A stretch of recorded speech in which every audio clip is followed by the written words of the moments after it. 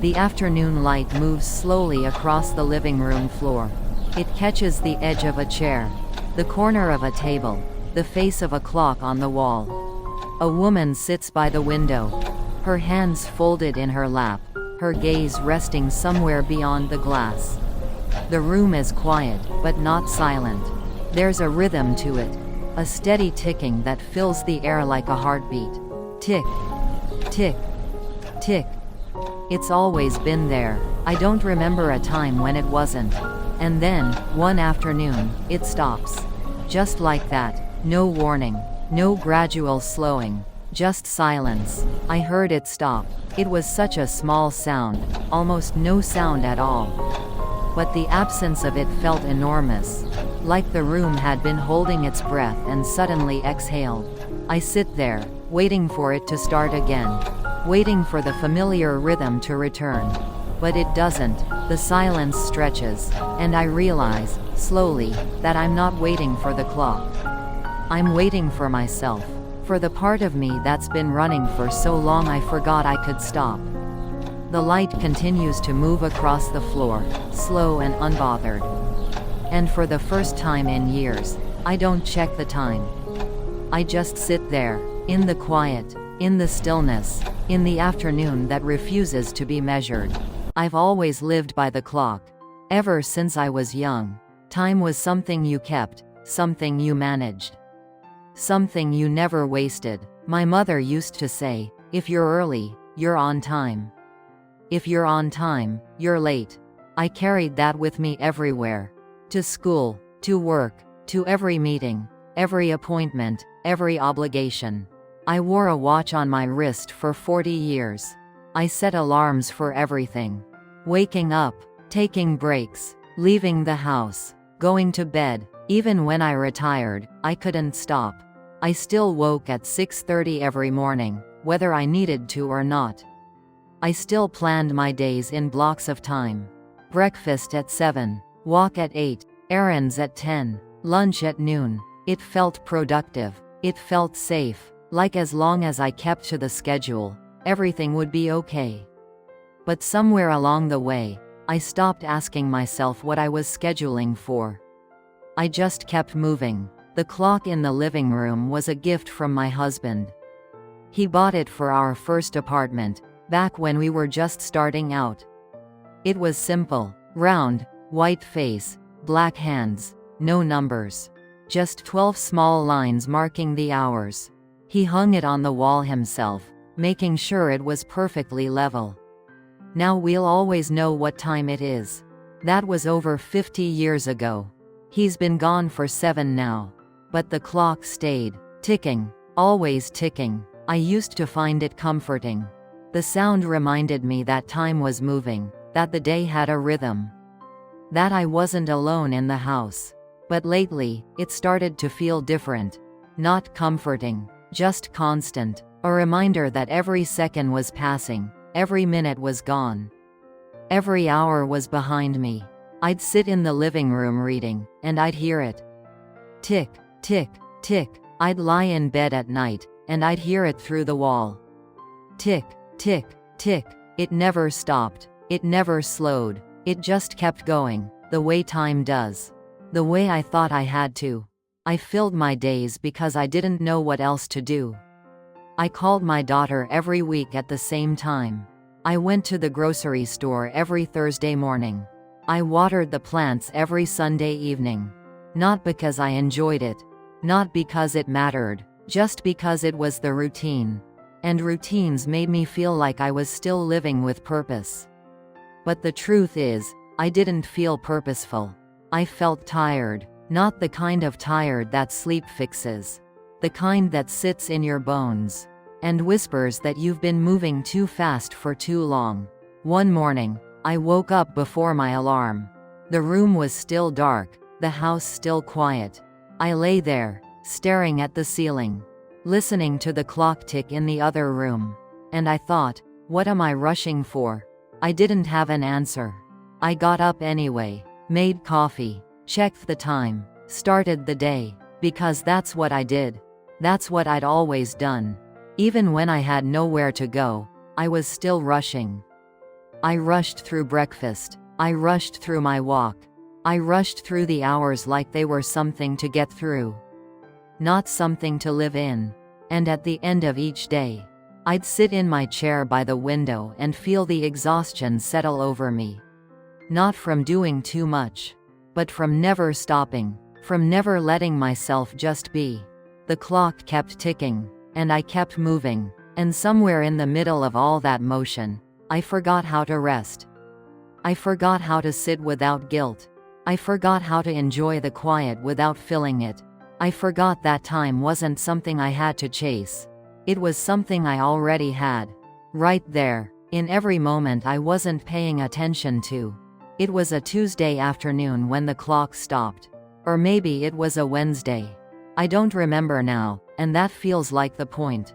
I was sitting by the window with a book in my lap, not really reading.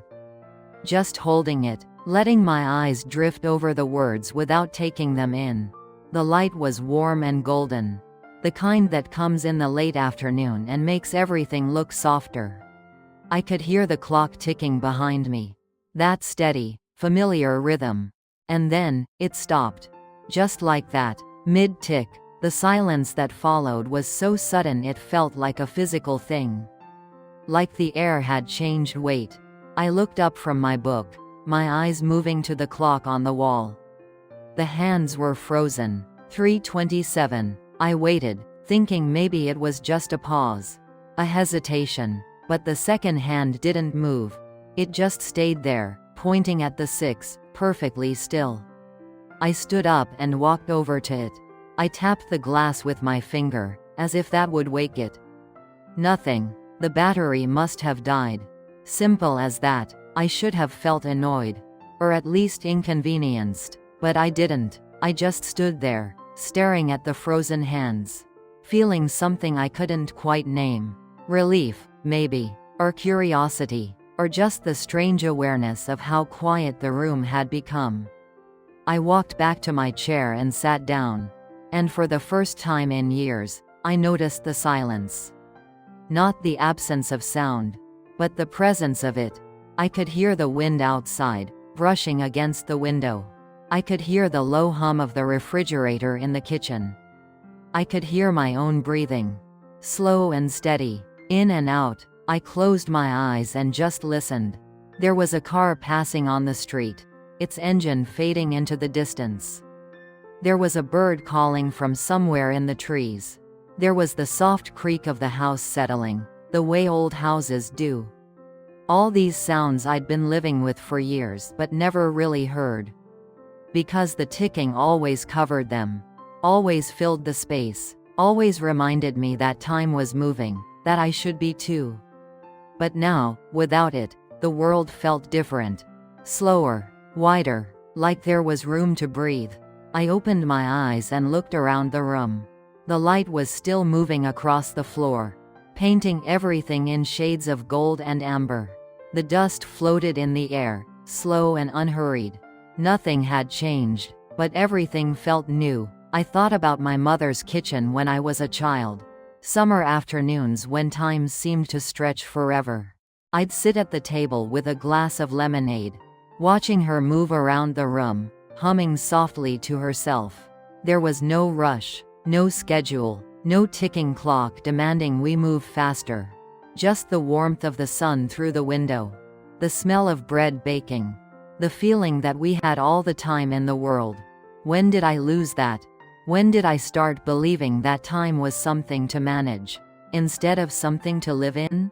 I sat there for a long time, just thinking. Just feeling. Just being present in the stillness. And I realized something. It wasn't just the clock that stopped. It was the hurry in me. The constant need to check, to plan, to measure, to move. It had been running for so long I didn't even know it was there. But now, in the silence, I could feel it. The absence of it, the relief of it. I thought about getting up to replace the battery. There was one in the drawer in the kitchen. It would only take a minute. But I didn't move. I just sat there, watching the light, listening to the quiet, feeling, for the first time in years, like I didn't need to do anything. Like I could just be. The afternoon stretched around me, soft and unhurried. And I let it. I never replaced the battery. Not that day. Not the next. Not ever. At first, it felt strange. Walking past the clock and seeing the hands frozen at 3:27. A permanent afternoon. A moment suspended. But after a while, I stopped noticing it. Or maybe I started noticing other things instead. I stopped checking the time every few minutes. I stopped planning my day in rigid blocks. I let myself wake up when my body was ready, not when the alarm told me to. I let myself eat when I was hungry, not when the clock said it was time. I let the day unfold the way it wanted to, without forcing it into a schedule. And slowly, something shifted. I started measuring time differently. Not by the hour, but by the light. Morning light was cool and pale, full of possibility. Afternoon light was warm and golden, slow and gentle. Evening light was soft and amber, settling like a blanket. I started noticing the rhythms of the world around me. The birds sang loudest in the morning. The wind picked up in the afternoon. The air turned cooler as the sun set.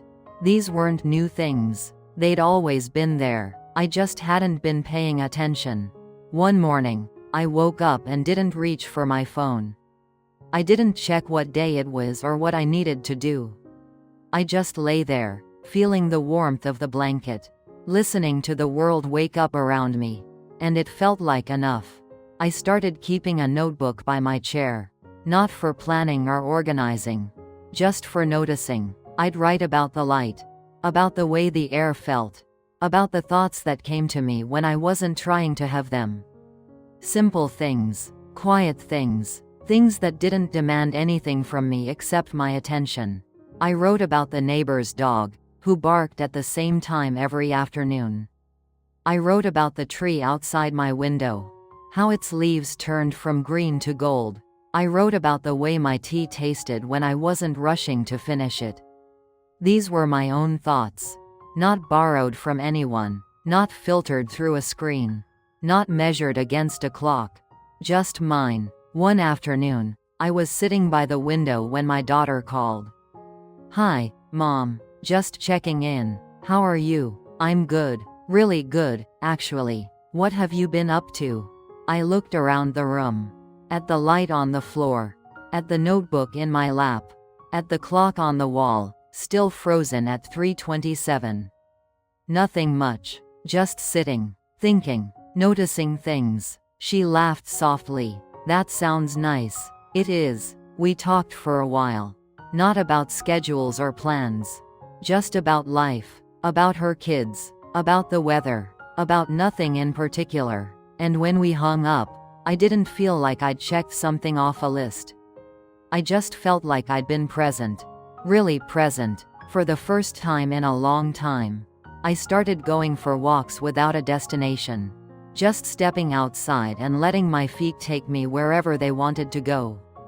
I'd stop to look at flowers. I'd sit on benches and watch people pass. I'd listen to the sounds of the neighborhood dogs.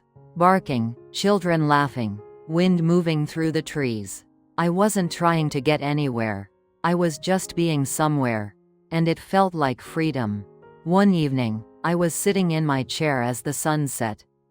The room was filling with that soft amber light. The kind that makes everything feel warm and safe. I looked at the clock on the wall. 3:27. It would always say 3:27. And I realized I didn't mind. Because time wasn't something I needed to keep anymore. It was something I could hold. Gently. Without gripping. Without rushing. Without fear. For the first time, the day wasn't something to manage. It was something to meet. And I was finally ready to meet it. She sits by the window now. The late afternoon light painting her face in shades of gold. The clock on the wall behind her is still frozen at 3:27. She hasn't replaced the battery. She doesn't plan to. There's a notebook resting open in her lap. A pen lying across the page. She's not writing. She's just sitting, watching the light move, listening to the quiet, feeling the weight of the day settling softly around her. I think, quietly, to myself. The clock stopped that day. But time didn't leave me. It just stopped asking me to run. The wind moves through the trees outside. A bird calls, then falls silent. The room breathes around me, slow and steady. I'm not counting the hours anymore. I'm not measuring the minutes. I'm just here, in this moment, in this light, in this life that's finally mine to hold. The world keeps moving, the way it always has. But I'm not rushing to keep up. I'm just letting it be. And for the first time in years, I feel like I'm exactly where I'm supposed to be.